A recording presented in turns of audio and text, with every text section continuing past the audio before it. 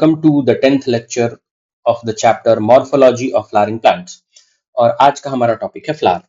Okay, तो flower के बारे में हम जो सबसे पहला पॉइंट पढ़ेंगे वो ये है कि flower is the reproductive unit in angiosperms. It is meant for sexual reproduction. अब एक बात बताइए, हम ऑलरेडी पढ़ चुके हैं कि जो फ्लावरिंग प्लांट्स होते हैं, फ्लावरिंग प्लांट्स में दो टाइप के पार्ट्स होते हैं, एक वेजिटेटिव और एक रिप्रोडक्टिव। वेजिटेटिव पार्ट में कौन आता है? रूट, स्टेम और लीफ। और रिप्रोडक्टिव पार्ट में कौन आता है? फ्लावर। तो फ्लावर का काम क्या है? फ्लावर का काम है फ्लावरिंग प्लांट्स को सेक्सुअल रिप्रोडक्शन में मदद करना। फ्लावरिंग प्लांट्स सेक्सुअल रिप्रोडक्शन किसकी मदद से करते हैं? फ्लावर की मदद से करते हैं। इसलिए फ्लावर को क्या कहा जाता है? Reproductive unit in angiosperms. Angiosperms हम किसको कहते हैं? फ्लावरिंग प्लांट्स को कहते हैं। और आगे लिखा भी है it is meant for sexual reproduction. तो फ्लावर प्लांट्स क्यों प्रोड्यूस करते हैं? ताकि जो प्लांट्स हैं वो सेक्सुअल रिप्रोडक्शन कर सकें। क्योंकि रूट, स्टेम और लीफ की मदद से तो वेजिटेटिव प्रोपगेशन हो सकता है, एसेक्सुअल रिप्रोडक्शन हो सकता है। सेक्सुअल रिप्रोडक्शन के लिए किसकी आवश्यकता है? फ्लावर की। अच्छा, moving on to the second point. A typical flower has 4 different kinds of whorls arranged successfully on a swollen end of the stalk or pedicel called as thalamus or receptacle। अब देखिए, आप इस image को देखिए, ये नीचे मैंने flower बनाया है और ये फ्लावर का स्टॉक है। ये ब्लैक कलर से जो मैं शेड कर रहा हूं, ये फ्लावर का स्टॉक है। इस स्टॉक का एक और नाम है पेडिसल। इस स्टॉक का एक और नाम है पेडिसल। ओके, और इसका जो ऊपरी हिस्सा है वो स्वॉलन है। इसका ऊपरी हिस्सा जो है वो स्वॉलन है। ये स्वॉलन हिस्सा, इस स्वॉलन हिस्से का नाम क्या है? इस स्वॉलन हिस्से का नाम है थैलमस या फिर रिसेप्टेकल। थैलमस या फिर रिसेप्टेकल। और इसी स्वॉलन पोर्शन पर फ्लावर के 4 whorls मौजूद हैं। इसी स्वॉलन पोर्शन पर फ्लावर के 4 whorls मौजूद हैं। जैसे मान लीजिए, मैं ये ब्लैक कलर से मैंने बाहर की तरफ आपको थैलमस दिखा रखा है, ठीक है? तो थैलमस के ऊपर 4 whorls मौजूद हैं। whorls का मतलब होता है सर्कुलर अरेंजमेंट। whorls का मतलब क्या होता है? whorls का मतलब होता है सर्कुलर अरेंजमेंट। whorls का मतलब क्या होता है? Circular arrangement. जो थैलमस है, थैलमस के ऊपर आपको सर्कुलर अरेंजमेंट दिखेगा, 4 सर्कुलर अरेंजमेंट दिखेगा। जो ग्रीन कलर से मैंने सबसे बाहर वाला सर्कुलर अरेंजमेंट दिखा रखा है, इस सर्कुलर अरेंजमेंट को हम बोलते हैं कैलिक्स।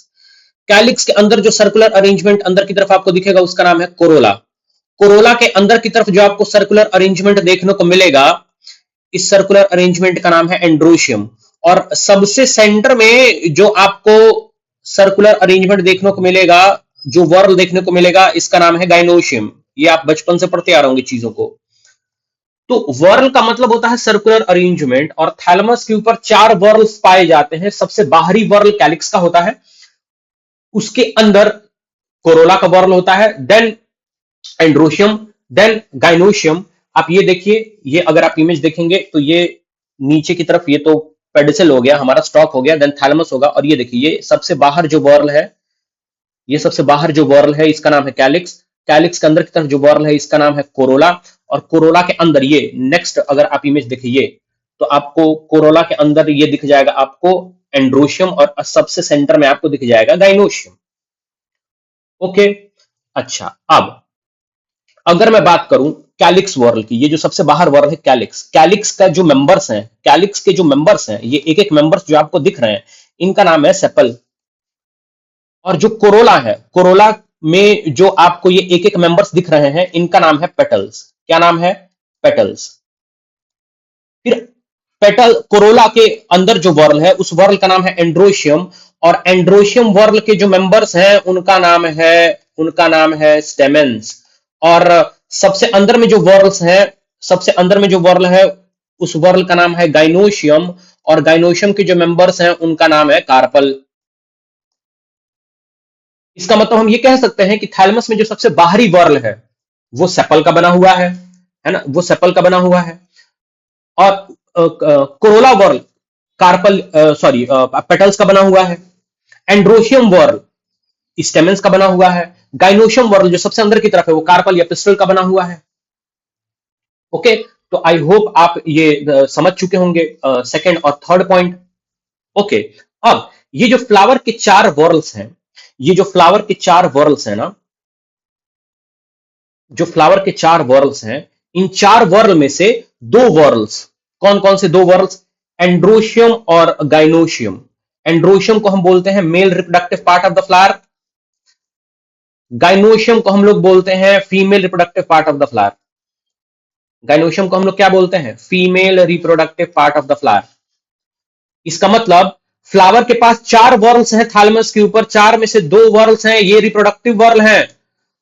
मतलब सेक्सुअल रिप्रोडक्शन में सिर्फ 2 ही वर्ल्स पार्टिसिपेट करेंगे, एंड्रोशियम और गाइनोशियम।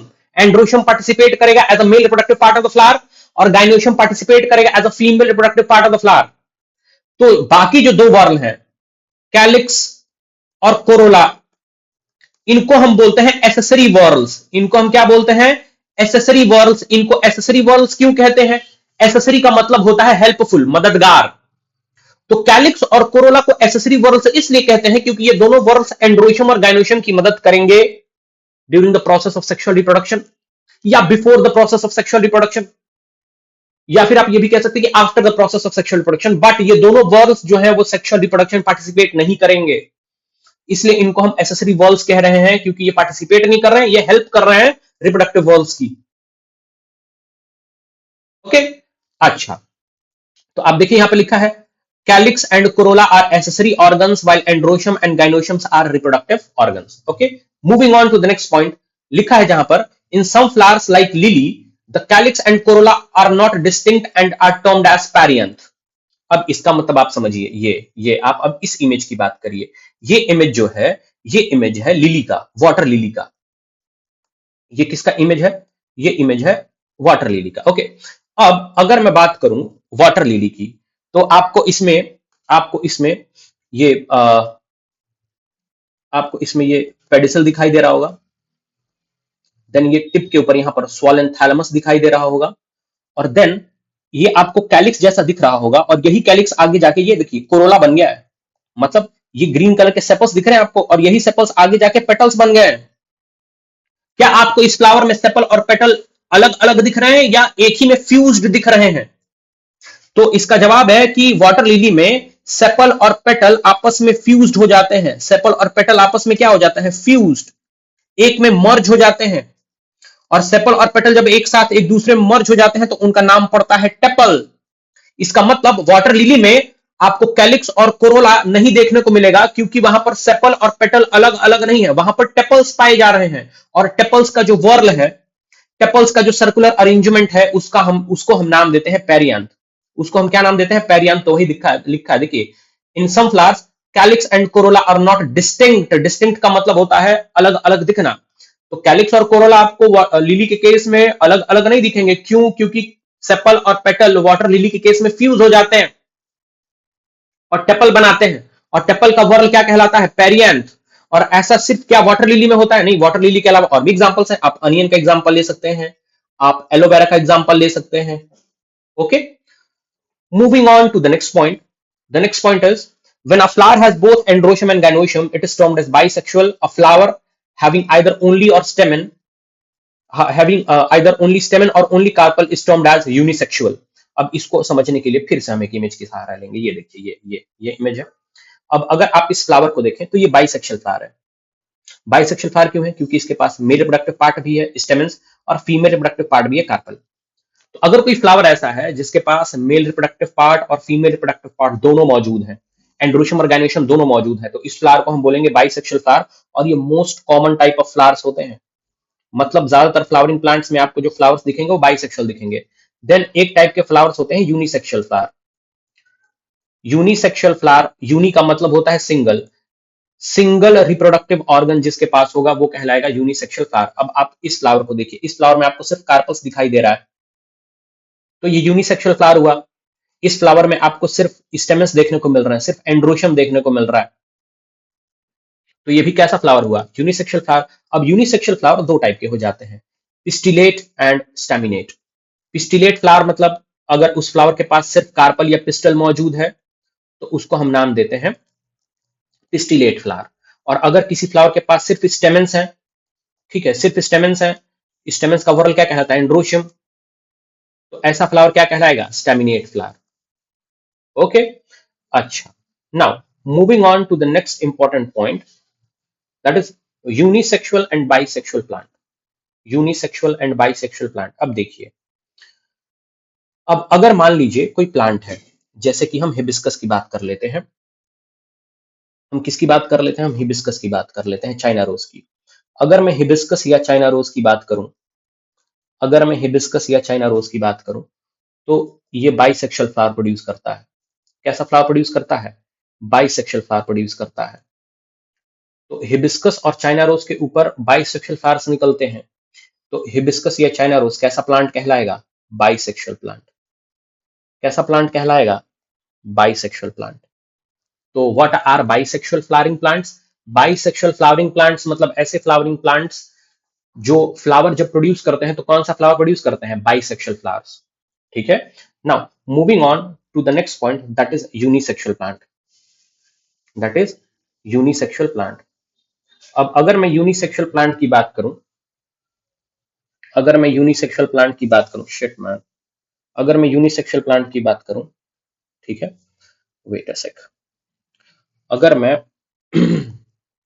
यूनिसेक्सुअल प्लांट की बात करूं, ओके, तो यूनिसेक्सुअल प्लांट में क्या होता है?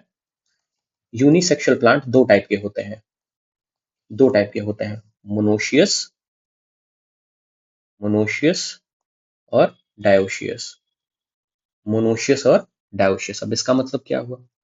अगर मान लीजिए एक प्लांट है और उसी एक प्लांट के ऊपर मेल फ्लावर भी है, प्लांट के पास मेल फ्लावर भी है और फीमेल फ्लावर भी है, एक ही प्लांट पर फीमेल फ्लावर भी है, तो सिंस ये प्लांट तो यूनिसेक्सुअल प्लांट कहलाएगा क्योंकि यूनिसेक्सुअल फ्लावर प्रोड्यूस कर रहा है।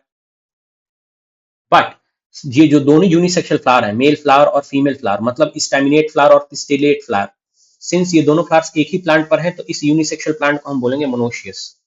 एग्जाम्पल के तौर पर मेज, एग्जाम्पल के तौर पर क्या आ जाता है? मेज। देखिए मैं आपको इमेज दिखाता हूं, ये देखिए ये मेज का इमेज है। अब अगर आप इस मेज का इमेज देखेंगे तो ये है फीमेल इनफ्लोरेसेंस, ये है मेल इनफ्लोरेसेंस। इनफ्लोरेसेंस का मतलब होता है फ्लावर का अरेंजमेंट। ऊपर की तरफ आपको मेल फ्लावर दिख रहा है, नीचे की तरफ आपको फीमेल फ्लावर दिख रहा है। तो फ्लावर तो जो प्रोड्यूस हो रहा है वो यूनिसेक्सुअल है, इसका मतलब ये प्लांट यूनिसेक्सुअल हुआ। लेकिन किस प्रकार का यूनिसेक्सुअल हुआ? मोनोशियस, क्योंकि दोनों यूनिसेक्सुअल फ्लावर, मेल फ्लावर और फीमेल फ्लावर एक ही प्लांट पर है। और मेल्स के अलावा आपको एक और एग्जांपल इसमें मिल सकता है, क्यूकम्बर। क्यूकम्बर भी यूनिसेक्सुअल प्लांट है, लेकिन किस प्रकार का यूनिसेक्सुअल प्लांट है? मोनोशियस, क्योंकि मेल फ्लावर और फीमेल फ्लावर एक ही प्लांट पर खिलते हैं। Moving on to the next type of unisexual plant, that is dioecious. अब डायोशियस में क्या होता है? डायोसिस कंडीशन में क्या होता है कि मेल प्लांट अलग होता है और फीमेल प्लांट अलग होता है।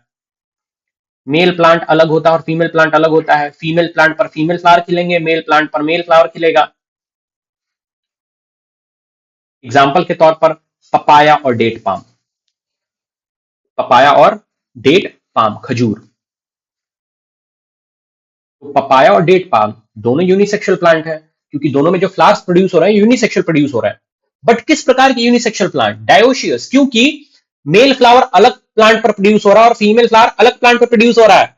जबकि मेज और क्यूकम्बर जो थे वो मोनोशियस यूनिसेक्सुअल प्लांट थे, क्योंकि इनमें यूनिसेक्सुअल फ्लावर, मेल फ्लावर और फीमेल फ्लावर अलग अलग प्लांट्स नहीं, सेम प्लांट्स पर ग्रो कर रहे थे। आई होप आपको ये सारे जो आज हमने फ्लावर के बारे में बेसिक टर्मिनोलॉजीज पढ़ी वो क्लियर हो गई है। ओके, नेक्स्ट टॉपिक हम पढ़ेंगे जिसमें हम फ्लावर के एक एक पार्ट को डिटेल में डिस्कस करेंगे। Okay, thanks a lot.